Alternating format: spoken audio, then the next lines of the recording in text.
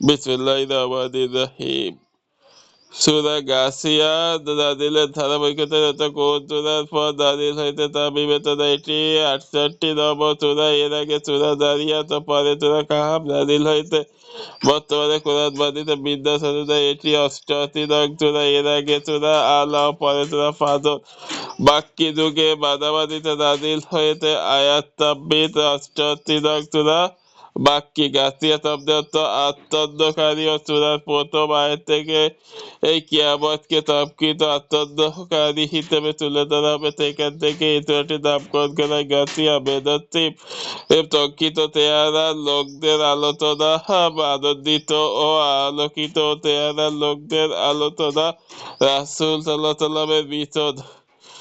সূরা শুরু ও শেষ সম্পর্ক সূরাটি তর্কিত আচরণকারী অর্থাৎ কিয়ামতের আলোচনা দিয়ে শুরু করা হয়েছে। আর শেষ অংশে বলা হয়েছে আল্লাহর কাছে ফিরে যাওয়ার এবং হিসাব দেওয়ার কথা, যা আসলে কিয়ামতের সব দিককেই বোঝায়। অন্য সূরার সঙ্গে সম্পর্ক এ সূরার আগে হলো সূরা আল-আদহার শেষে দুনিয়ার জীবনে সবচেয়ে আখিরাতের জীবনকে উত্তম ও স্থায়ী বলা হয়েছে।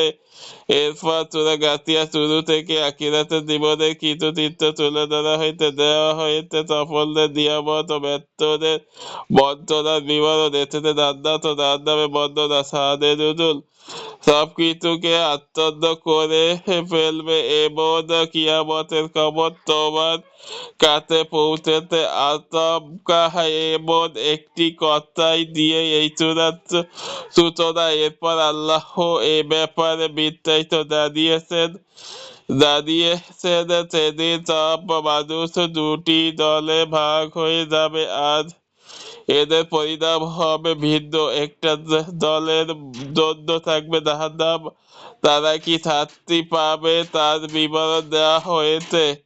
আর আরেকটি দল নামে জান্নাত, তাদেরকে কি নিয়ামত দিয়ে আল্লাহ সন্তুষ্ট করবে সেটা বর্ণনা দেওয়া হয়েছে। এরপর প্রসঙ্গ পাল্টে তাওহীদ ও আখিরাতের অবিশ্বাসীদের লক্ষ্য করে প্রশ্ন করা হয় কিভাবে আকাশটা শূন্যে ভেসে থাকে আর পাহাড় জমিন এগুলো হোক কি এমনি এমনি হয়ে গেছে। যদি মনে করো এগুলো কেউ একজন বানিয়েছেন, তাহলে আল্লাহকে একক রব হিসেবে মেনে নিত না কেন?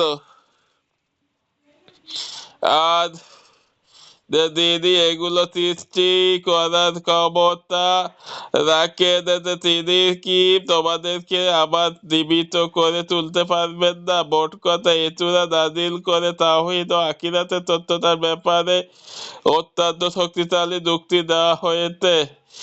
এরপরও যারা মুখ ফিরিয়ে নেবে,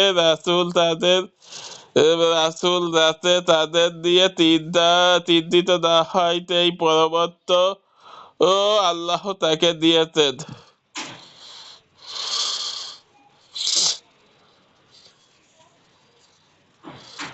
সেগমেন্ট অবাধ্য লোকদের পরিণতি। আল্লাহর অবাধ্য লোকেরা পরকালে কতটা ভিতর দ্বন্দ্বনার মধ্যে পড়বে তা সূরার শুরুতেই আলোচনা করা হয়েছে। অনুগত বান্দার পুরস্কার। তার পরের অংশে অনুগত বান্দাদের পুরস্কারের ব্যাপারে আলোচনা করা হয়েছে।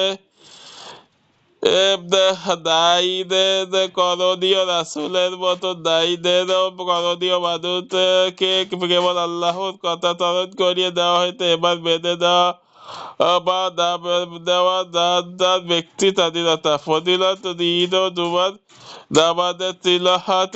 ইমাদু ইবনু মাসির রাদিয়াল্লাহু থেকে বর্ণিত, তিনি বলেন আল্লাহ রাসূল 2 ঈদে জুমার নামাজে সূরা আলা ও সূরা গাসিয়া পড়তেন। মুসলিম 868। Cause of effect. মুমিনদের উচিত একে অন্যকে আল্লাহর কথা স্মরণ করিয়ে দেওয়া, কেননা এতে তোমাদের মধ্যে সামষ্টিকভাবে দিনে চর্চা হবে, দিনই চেতনা জাগ্রত থাকবে তোমার অন্তরে। মেন্টালশিপ। পরকালের ব্যাপারে মানুষের দৃষ্টিভঙ্গি বদলানো। গতিপথ। পরকালে ভয়ঙ্কর একটি দৃশ্য। কিয়ামতের দিন কিছু লোকের চেহারা থাকবে অবনত, আতঙ্কিত, ভীতর উত্তপ্ত আগুনে পূর্বে তাদেরকে পান করানো হবে টকবগে ফুটান্ত ধরনার পানি। খাবার হিসেবে থাকবে তেতো কাটা আর দুই হাস্য উজ্জ্বল কিতো মুখ। এর বিপরীতে থাকবে কিতো হাস্য উজ্জ্বল চেহারা যারা থাকবে সুউচ্চ মর্যাদা। জান্নাতে তারা পান করবে প্রবাহমান ঝরনা দ্বারা থেকে। তিন ভাবনা খেরাক উঠেন দেহের মেকানিজম দেখে অবাক না হয়ে পারা যায় না। সুবহানাল্লাহ।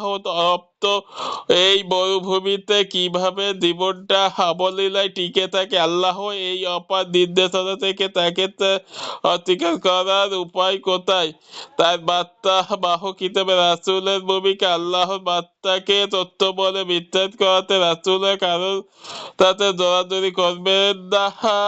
যে মানবে তে মুক্তি পাবে, আর যে মানবে না তার জন্য আছে সর্বোচ্চ শাস্তি।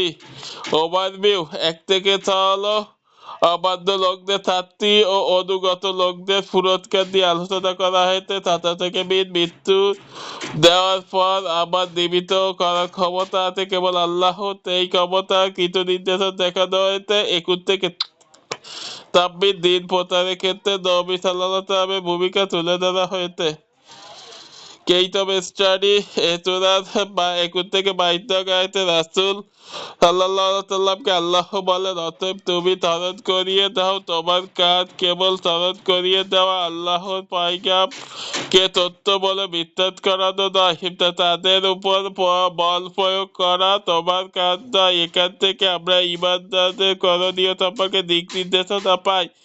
তাই তারা মানুষকে আল্লাহ কথা স্মরণ করিয়ে দেবেন, দিল খুলে তাদেরকে আল্লাহর দিকে ডাকবেন, ভালো কাজের আদেশ দেবেন, মন্দ কাজ হতে বিরত থাকার উপদেশ দেবেন। কিন্তু তারা যদি ডাক না শোনে বা এড়িয়ে যায় সেক্ষেত্রে দায়ীকে বহনই করবে। আমাদের তার দাওয়াতের কেউ কবুল করবে কিনা বা তাকে প্রত্যাখ্যান করা হবে, এই ভয়ে একজন ইমানদার কখনো দাওয়াতের পথ থেকে সরে আসবে না, বরং ধৈর্য প্রজ্ঞার সাথে তিনি মানুষকে ডাকতে থাকবেন। হিদায়াত কেবল আল্লাহর হাতে।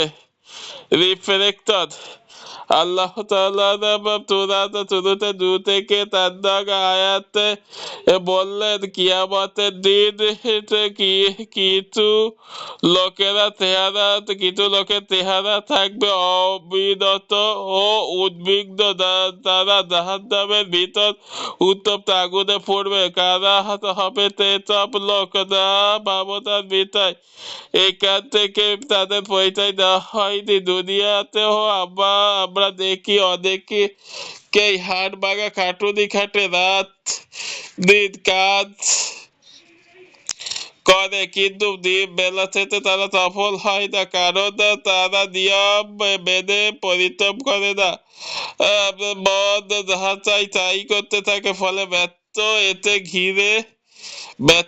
এতে ঘিরে ধরে তাদেরকে। আখিরাতে গিয়েও এমন একদল লোকে দেখা মিলবে যারা ভুল পন্থায় অনেক ইবাদত করে ক্লান্ত হয়ে এসেছে, কিন্তু তাদের আমল ইবাদত সবই ছিল আল্লাহ ও তার রাসূলের নির্দেশনা বাইরে। তাই উদ্বিগ্ন ও অবনত চেহারা নিয়ে অবশেষে তাদেরকে জাহান্নামের পথ ধরতে হবে।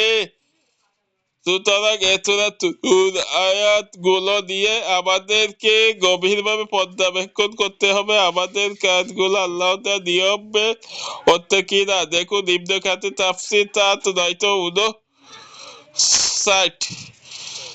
জান্নাতে বিভিন্ন নিয়ামতের একটি হলো জান্নাতীদের জন্য থাকবে উন্নত ও উঁচু আসন, যেমনটা এই সূরাতে 13 নং আয়াতে বলা হয়েছে। আসন উঁচু হবার কারণ কি? যাতে মুমিন বান্দা উঁচুতে বসে জান্নাতের নিয়ামত গুলো দেখতে পারে। আল্লাহ তাআলা সব আরাম আয়াতের প্রতিশ্রুতি দিয়েছে তাদেরকে, যেন তাদের হৃদয় আনন্দে ভরে ওঠে।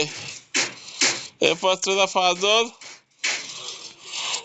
সূরা ফাজর নাযিলের ধারাবাহিকতায় তথা কোন সূরার পর নাযিল হয়েছে তা বিবেচনায় এটি দশম সূরা। এর আগে সূরা লাইল ও পরে সূরা লাহিল ও পরে সূরা দুহা নাযিল হয়েছে। বর্তমানে কোরআনবাদীদের বিন্যাস অনুযায়ী এটি 89তম সূরা। এর আগে সূরা গাসিয়া ও পরে সূরা বালাদ। মাক্কি যুগের শুরুর দিকে নাযিল, আয়াত 30, সুরানং 89 মাক্কি। নামের অর্থ ফাজল, ফাজর মানে মোহর। আল্লাহ তাআলা সূরার একেবারে শুরুতে চড়িয়ে পড়া ভোরের আলো তফাৎ করতে সেখান থেকেই সূরাটির নাম হয়েছে ফাজল। বেদাতিম আদ জাতি ও ফিরাউনের কাহিনী, মানুষের আচরণগত বৈশিষ্ট্য, আল্লাহর আনুগত্যের অবিচল আত্মার প্রতিদান। রূহের সম্পর্ক। সূরাটির শুরুতে আল্লাহ তাআলা উদাহরণ বুঝিয়ে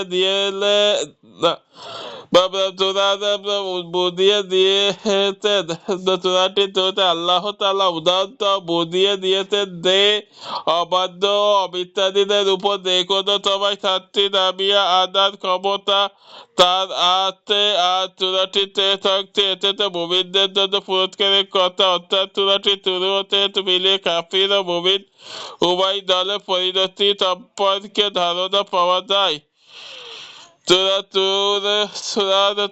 অন্য সূরার সঙ্গে সম্পর্কে এ সূরার আগে সূরা হলো সূরা গাসিয়া, যাতে আল্লাহ বলেছেন সৃষ্টির সকল জীবকেই একদিন তাহার কাছে ফিরে যেতে হবে। সৃষ্টিকুলের মধ্যে অবাধ্য কাফিররাহ তামিল, আর পরকালে এই কাফিরদের যে কঠোর হিসাব দেওয়া হবে সেই কসম দিয়ে সূরা ফাজর শুরু করা হয়েছে।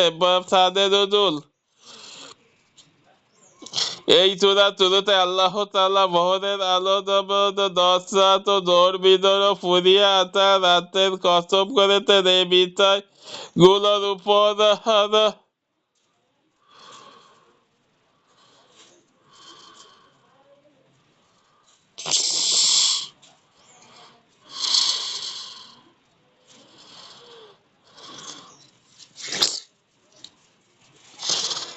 এই সূরার শুরুতে আল্লাহ তাআলা ভোরের আলো 10 রাত ও দৌড়-বিদৌড় ও ঘুরিয়ে আসা রাতের কসম করেছেন। এই বিষয়গুলোর উপর কসম করার বিশেষ কারণ আছে, আর তা হলো এগুলো আল্লাহর উপর নির্দেশ রাত ও দিনের যে ব্যবস্থাপনা তা খেয়াল করলে সত্যি বড় অবাক হতে হয়। যে কোনো বিবেকবান মানুষ এই নির্দেশনাগুলো দেখে আল্লাহকে চিনতে পারে। তবে যারা অবাধ্য তাদের কথা আলাদা। এদের জন্য আল্লাহ উদাহরণ সামনে রেখেছেন। আর সামুদ আর ফিরআউনের জাতির দিকে তাকানোই যথেষ্ট। এরা আল্লাহ অবাধ্য ও তাদের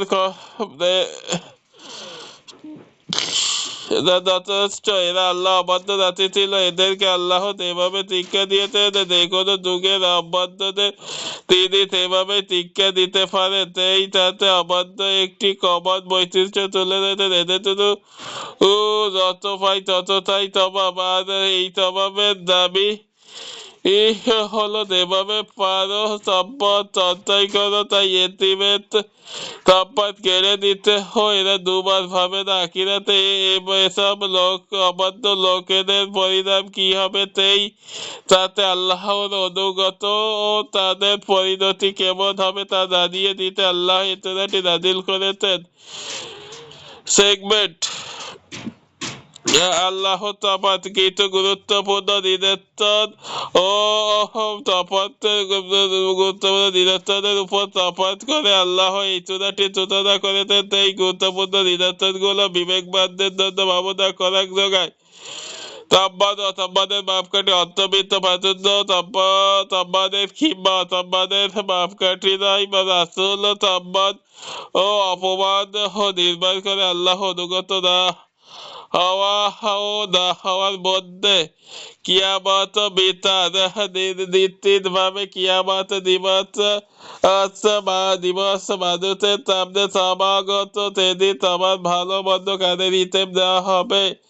ফজিলাত সূরা ফাজর মুরসালাত সূরাগুলোর অন্তর্গত। এই সম্পর্কে নবী সাল্লাল্লাহু আলাইহি সাল্লাম মুরসালাত সূরাগুলোর মাধ্যমে আমাদেরকে নবী সাল্লাল্লাহু আলাইহি সাল্লাম বলেছেন মুরসালাত সূরাগুলোর মাধ্যমে আমাদের এরকে অন্য নবীর চেয়ে অধিক মর্যাদা দেওয়া হয়েছে। কজ অফ ইফেক্ট পরকালে এর মুক্তি পাওয়ার জন্য আল্লাহর কাছে দোয়া করতে হবে। এই দোয়া আপনাকে আল্লাহ পছন্দনীয় কাজ করতে এবং মৃত্যুর প্রস্তুতি নিতে উদ্বুদ্ধ করবে। সেন্ট্রাল থিম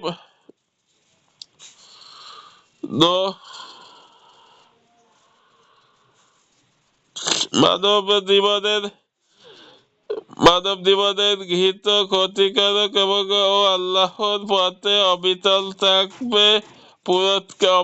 থাকবে পুরস্কার। নৈতিক জবাবদিহিতা ও মানব জীবনের আল্লাহর পথে অবিচল থাকার পুরস্কার রয়েছে, থাকবে পুরস্কার। গতিপথ ক্ষমতা দম্ভ ও পতন। আদ ও তামুদ ও ফিরাউন ও তার জাতিকে আল্লাহ বিপুল ক্ষমতা দিয়েছিলেন। এই ক্ষমতার দামে তাদের বাচ্চারাই ছড়িয়ে পড়েছিল, ফলে তাদের পতন অনিবার্য হয়ে পড়ে। দুই পরীক্ষার মুখে বান্দার অবস্থা সম্পদ থাকা বা না থাকা, এই দুই অবস্থায় আল্লাহ পক্ষ থেকে বান্দার জন্য পরীক্ষা। আল্লাহ দেখতে চান উভয় অবস্থায় তার বান্দার কি করে। তিন সম্পদের কুক্ষগত করে রাখার পরিণতি। ইসলামের সবসময় মানুষকে অন্যের প্রয়োজনে এগিয়ে যেতে উৎসাহ দেয়। প্রয়োজনের সময় অভাবীকে সাহায্য না করে সম্পদ কুক্ষিগত করে রাখলে কিয়ামতের দিন ভিতর আফসোস করতে হবে। ও তার অনুগত বান্দার পুরস্কার যে সকল আত্মা আল্লাহর অনুগত্যের অবিচল থাকবে কিয়ামতের সঠিক সময় আল্লাহ সে সকল আত্মাকে জান্নাতে প্রবেশ করানো আহ্বান জানাবে, তার প্রতি সন্তুষ্ট অসন্তুষ্ট বাদন হয়। ওভারভিউ 1 থেকে 5। আল্লাহ তাআলা তার গুরুত্বপূর্ণ কিছু নিদর্শনের উপর তফাৎ করেছেন। বিবেকবানদের জন্য এসব নিদর্শন খুবই গুরুত্বপূর্ণ। 6 থেকে 14 শিক্ষা দিতে হবে ইতিহাস থেকে। ইরাম সামুদ আর ফিরাউনের জাতির পরিণাম কেমন হয়েছিল। 6 থেকে 14 15 থেকে 20 অনেক ধন সম্পদ পেলে মানুষ নিজেদেরকে সম্মানিত মনে করে, অন্যথায় অসম্মানিত। কারণ মানুষ সম্পদকে অত্যাধিক ভালোবাসে। 21 থেকে 30 পরকালে দুর্দশা থাকা ব্যক্তির আর আনন্দের থাকা ব্যক্তির তফাৎ দেখানো হয়েছে। Case of study.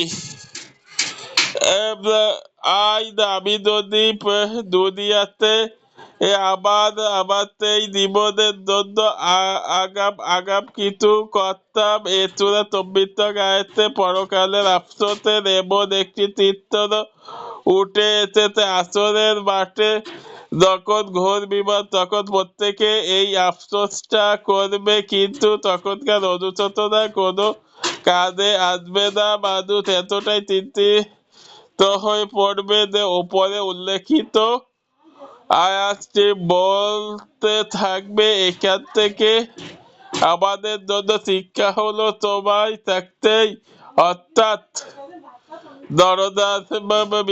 দরদায় মৃত্যু হাজির হবার আগে আল্লাহর দিকে ফিরে আসতে হবে। পরকালীন জীবনের জন্য সবকিছু আগাম পাঠাতে হবে। নামাজ, রোজা, দান, সদকাত ও ইবাদতের সকল ক্ষেত্রে এগিয়ে আসতে হবে। ইবনে কাসির তাফসীর 564 রিফ্লেক্টর 13 আয়াতটি দেখুন। তোমার রব তোমার তাদের উপর উপর ভয়ঙ্কর শাস্তির কথাঘাত করলেন। অর্থাৎ আল্লাহ তাআলা ফিরাউনকে যে শাস্তি দিয়েছেন সেটিকে তিনি তাবুকের আঘাত বললেন তরবারি বা সেরকম কিছু বলেননি। এর মধ্যে একটা হিকমা আছে, তাবুক দিয়ে বরাবর আঘাত করা যায়, কিন্তু তরবারি বা ধারালো অস্ত্র দিয়ে তা করা যায় না। এতে এই ইঙ্গিত রয়েছে যে ফিরাউন ও তার দলবলকে আল্লাহ একেবারে নয় বারবার শাস্তি দিয়েছেন। এই প্রসঙ্গে জামাক রাসাহিরি রাদিয়াল্লাহু বলেছেন তাবুকের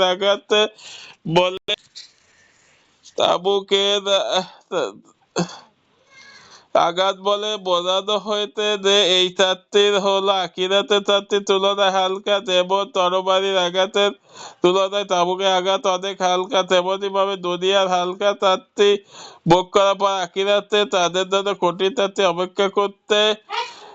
দুনিয়াতে অনেক ধন সম্পদ পাওয়ার মানে তাম্বাদ আর লাগাতার অভাব অনটন মানেই অপমান। এই ধরনের ভুল ধারণা ভেঙে তাই এতটা পূজা থেকে ততটা গায়ত্র পাঠ করলে আসলে মূল বিষয় হলো আল্লাহ অনুগত হয়ে থাকা। কেউ যদি ধন পেয়ে আল্লাহ তুকি আদায় করে আর অভাবে পড়ে তবর করে, তবে দুটো নিয়ামত হিসেবে গণ্য হবে। আর যদি সম্পদ পেয়ে অহংকার করে অভাবে পড়ে হাউতাত করে, তাহলে দুটোই হবে শাস্তির উপকরণ। সম্পদ থাকা বা না থাকা সম্মান বা অপমানের কারণ নয়। এই আয়াতগুলো দিয়ে চিন্তা করলে বিষয়টি পরিষ্কার হয়ে যাবে ইনশাআল্লাহ।